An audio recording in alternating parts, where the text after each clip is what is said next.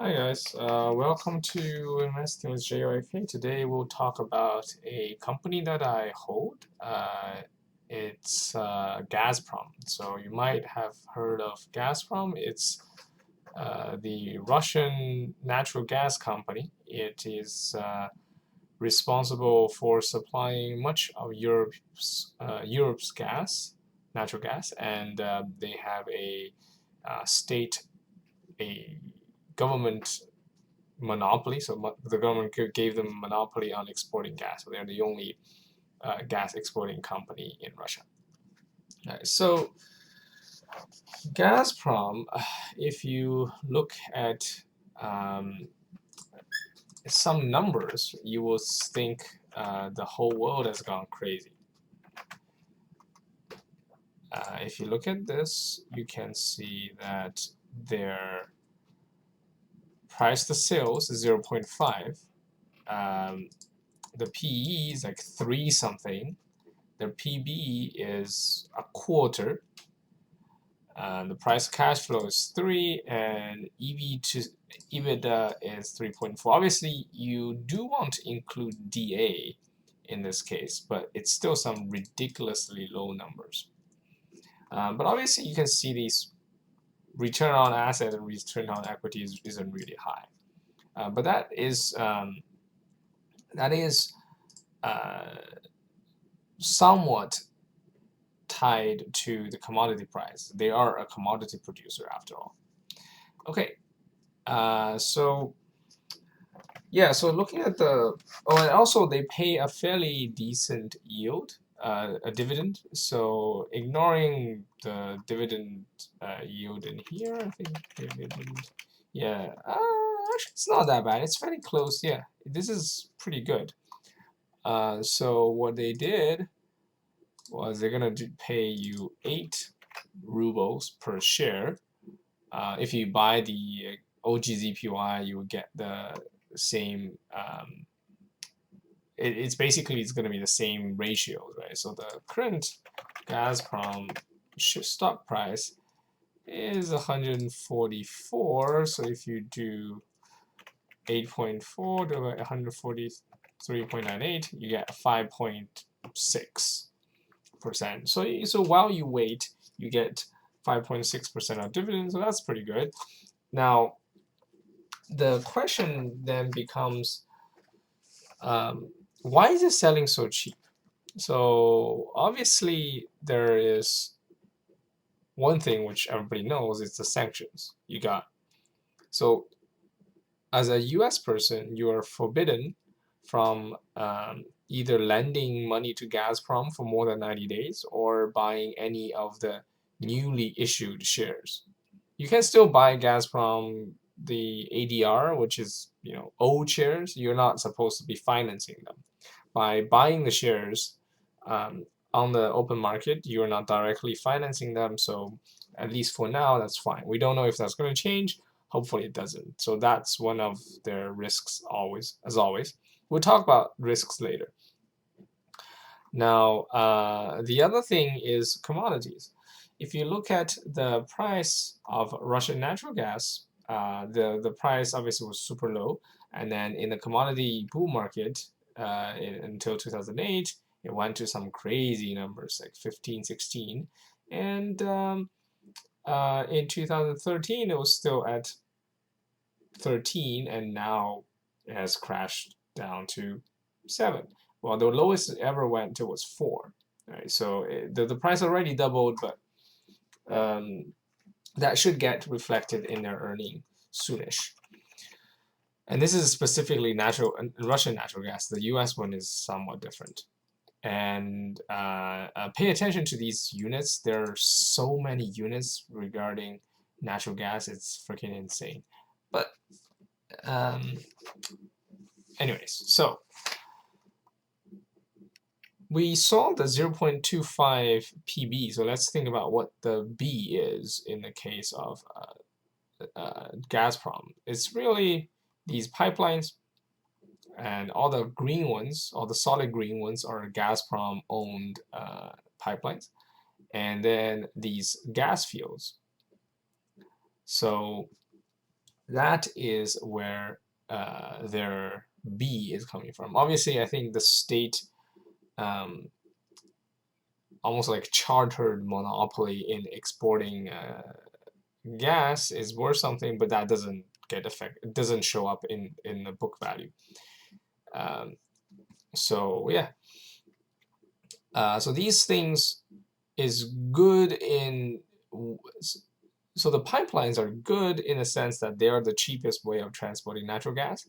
They're bad in the sense that they do depreciate. You have to repair and maintain these guys. Right, so keep those in mind. So once you stop transporting gas, the pipelines are completely useless. They're just a bunch of steel. You can sell them probably for scrap.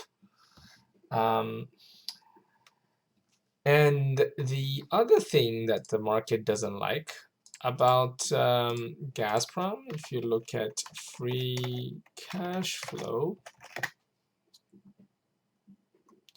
right, so it says, ooh, but check this out. They actually have some, yeah, look at the trend. Even though earning, I mean, 2006 was pretty miserable, as if you look at, 2006 was very miserable. But even though that's pretty miserable, the decrease in free cash flow is clearly visible. You can see, the free cash flow kept on decreasing. Their capital expenditures are ginormous. So how much of that money will end up in your hands is a question. And if you look even further into 2017, if we see cash flow statement, yeah, damn it, cash flow, the heck, so stupid, cash flows. So you can see in here, in 2016, even though the price for their commodity is still very low, they were able to, obviously there's some weird stuff changing, like all the financing income and all that crap. So, and also the working capital is changing too. So ignoring these, you can see the investing activities is still very high, and the free cash flow in this case is negative. Compare these two numbers. It's like -5, almost -400 billion rubles, and the conversion from rubles to dollars is just basically divided by 60. So 400, it used to be like 55 or something, but since the recent sanction, it's like 60. So 400 billion. So these are 400,000, right, times a million is a billion. So 400 billion ruble divided by 60 is something like $7 billion ish. So they have a negative $7 billion cash flow for the 9 month ending this year. So what are they spending all that money on? And that brings me to one of the interesting things. But before that, just look at some of their old numbers. So you can see the sales actually was increasing even on a down year. They somehow managed to increase that. That just means they've been selling a lot of gas, and the and you can see from here the profit is much higher, even though the sales is lower. Much higher in 2012, and in 2014, it was pretty miserable, and now it's like 40 rubles. So maybe they had efficiency changes or something, but this number seemed reasonably okay. Their asset exploded until 2016 when they actually somehow reduced their asset, probably because of depreciation. I don't know. And cash flow from operating activities, you can see that this is quite interesting. In 2015, it was really high, and then it went down again, went down a lot. So these things these numbers are like So the self-financing ratio, I guess I've never heard of this name, but I'm guessing this means how much excess free cash flow is being produced. 15% free cash flow yield, I suppose that means.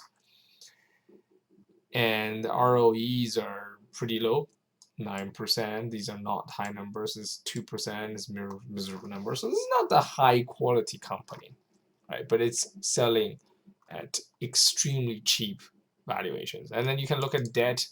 Debts are somewhat reasonable, and debt to EBITDA, it's basically how long it takes you to pay back if you defer every single capital expenditure.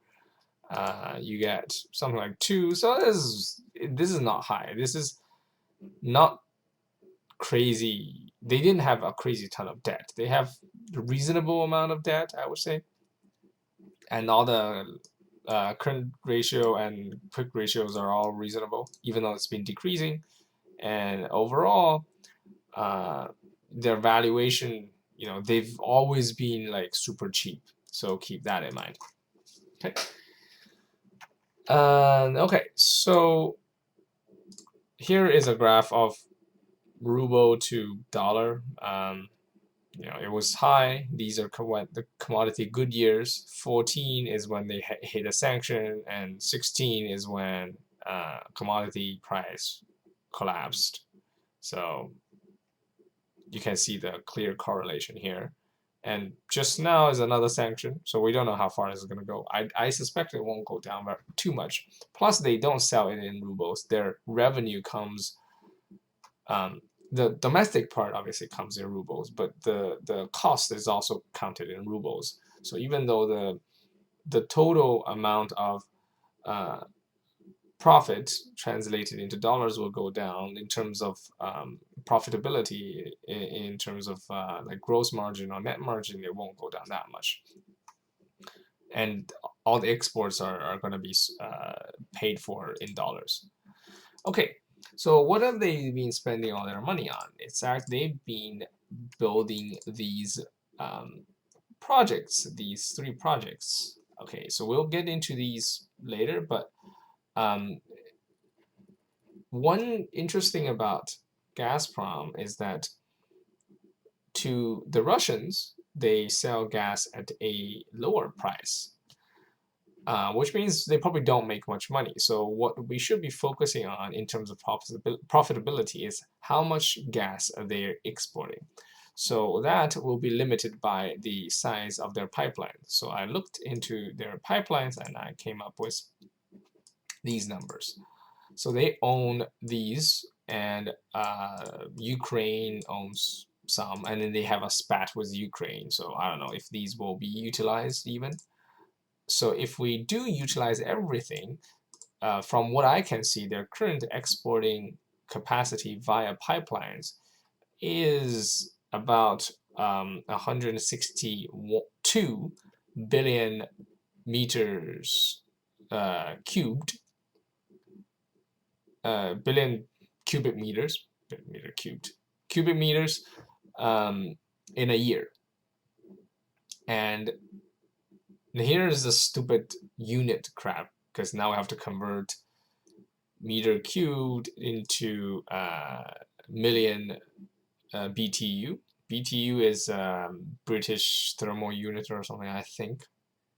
I don't actually know. It's a pointless number to me. It's just some number that people this unit. It's a random unit. In any case, so I dug out the numbers. This seems to be the number. So you could know the exporting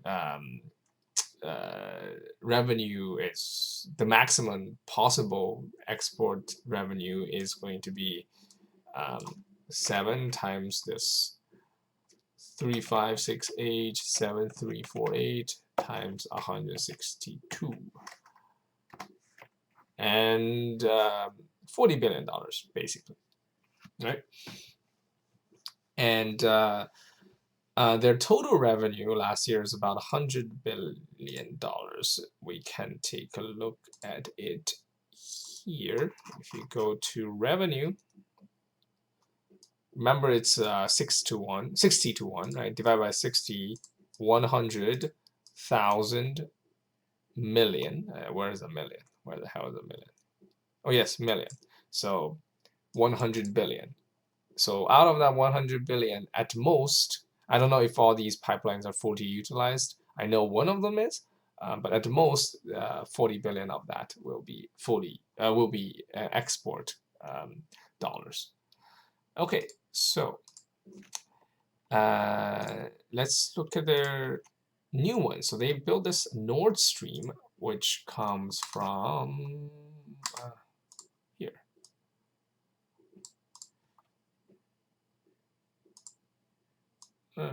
Very odd. Anyways, Nord Stream, it goes from Russia directly to Germany through the Baltic Sea. So it's underneath the seas.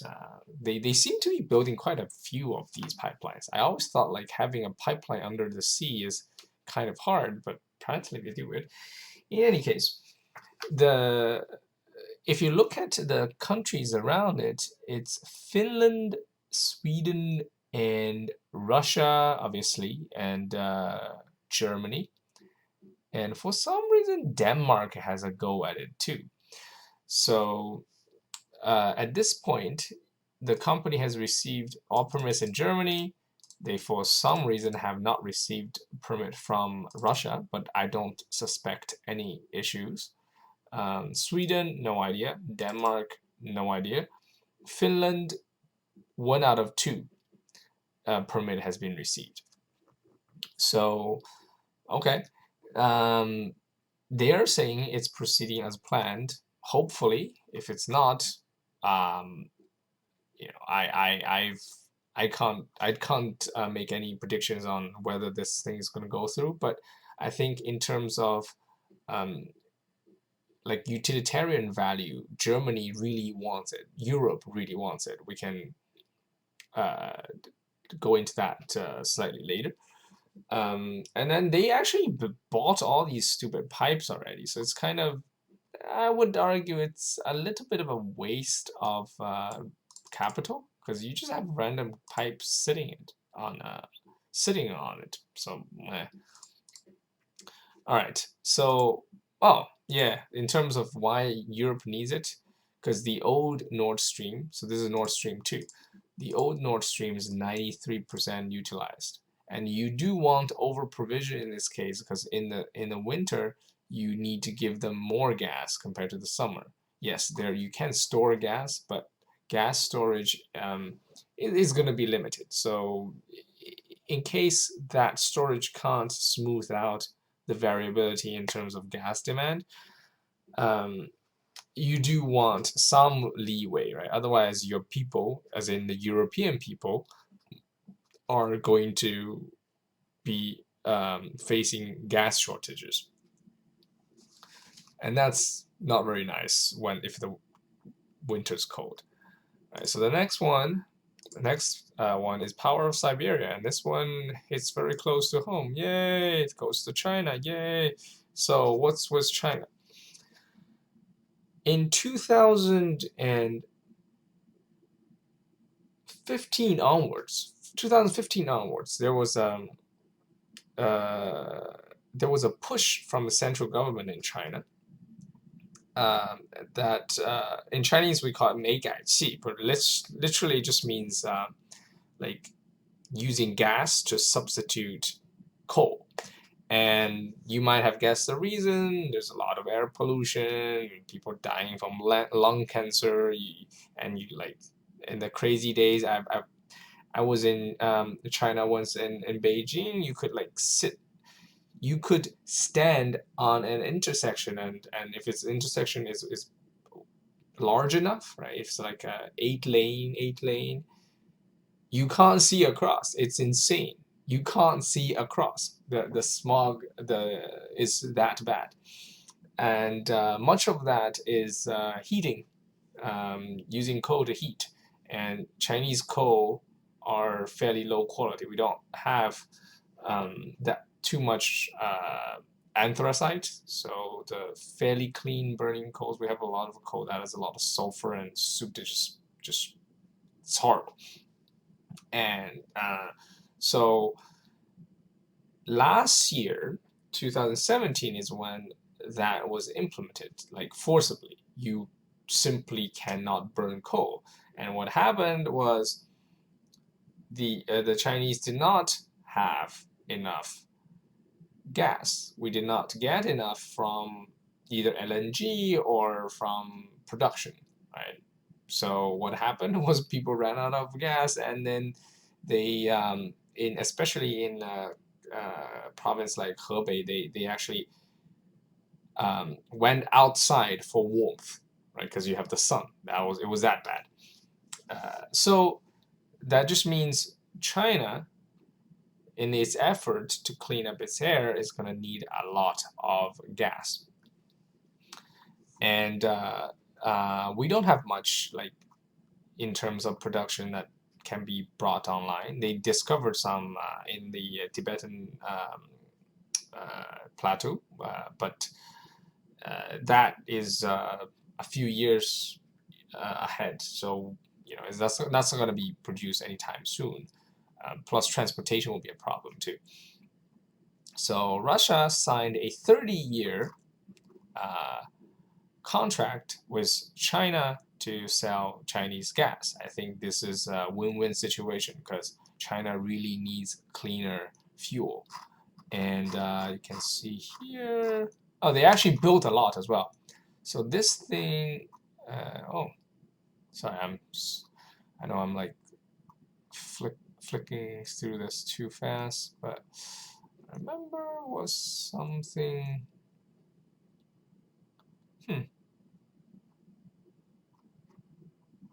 figures and facts. Oh, 38 billion, right? This one's 38 billion cubic meters, so it's slightly smaller compared to the Nord Stream 2. Very interesting. I don't know where that went. Oh, yeah. 75.5% complete. Yay! They're talking about this line here, not this. This line here. And a lot of gas field has been dug.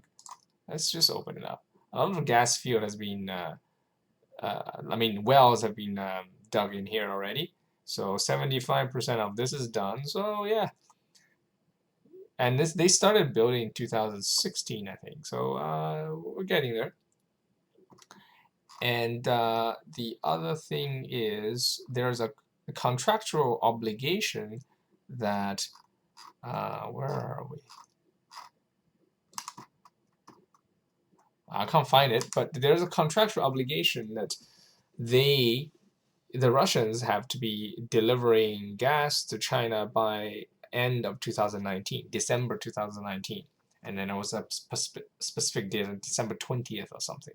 So this one, I think, has the least amount of risk. And maybe there will be a second line because, 38 billion really isn't that much for China, given the population and everything. And then the next line is Turk Stream. So you can see Turk Stream. Okay, so what is Turk Stream? Turk Stream is the second pipeline going into Turkey, in addition to Blue Stream. So Blue Stream also goes into Turkey. So that one has a 15.75 billion cubic meter capacity. Much of this is already built.